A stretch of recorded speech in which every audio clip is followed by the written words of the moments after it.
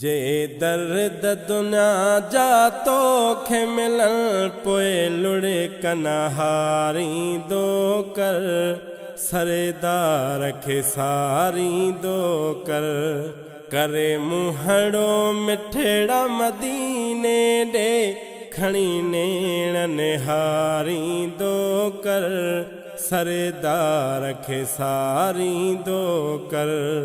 जे दर्द दुनिया जा तोखे मिलन पोए लुड़े कनहारी दो कर सरेदार खे सारी दो कर करे मुहड़ो मिठड़ा मदीने दे खणी नेण निहारी दो कर सरेदार खे सारी दो कर काई मुश्किल पेच अचई मिठड़ा पैसाई खे कर तू सडड़ा काई मुश्किल पेच अचई मिठड़ा पैसाई खे कर तू सडड़ा सरदार नबी खे सडड़ा करे मन ठार नबी खे सडड़ा करे पल पल में पुकारी दो कर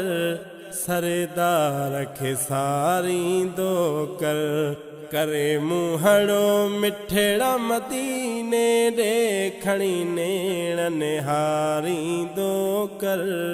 सरदार खे सारी दो कर जे दर्द दुनिया जा तोखे मिलन पोए लुड़े कनहारी दो कर सरदार खे सारी दो कर कर विरद पको हिन प्यारे जो महबूब मदीने वारे जो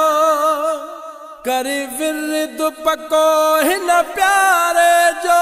महबूब मदीने वारे जो महबूब मोहम्मद जी मिठड़ी महबूब मोहम्मद जी मिठड़ी सलवात झुंगारी दो कर सरेदार खे सारी दो कर करे मुहड़ो मिठड़ा मदीने दे खणी नेण निहारी दो कर सरेदार खे सारी दो कर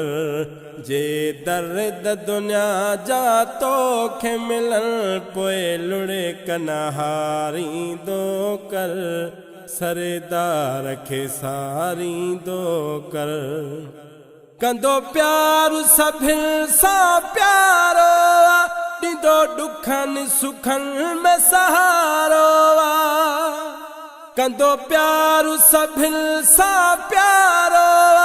ॾींदो दुखनि सुखनि में सहारो ए मुंहिंजा मिठा हिन प्यारे खे ए मुंहिंजा मिठा हिन प्यारे खे हिकु पल न विसारी दो कर सरेदार खे सारी दो कर करे मुहड़ो मिठड़ा मदीने दे खणी नेण निहारी दो कर सरेदार खे सारी दो कर जे दर्द दुनिया जा तोखे मिलन पोए लुड़े कनहारी दो कर सरेदार खे सारी दो कर गमगीन नथी गुलबहार बुघा गम ख्वार मोहम्मद वेठो गमगीन नथी गुलबहार बुघा गम ख्वार मोहम्मद वेठो बस सिक सां सजण ते सलात पढ़ी बस सिक सां सजण ते सलात पढ़ी पंहिंजी दिलड़ी ठारी दो कर सरेदार खे सारी दो कर करे मुहड़ो मिठड़ा मदीने दे खणी नेण निहारी दो कर सरेदार खे सारी दो कर जे दर्द दुनिया जा तोखे मिलन पोए लुड़े कनहारींदो कर सरदार खे सारींदो कर सरदार खे सारींदो कर।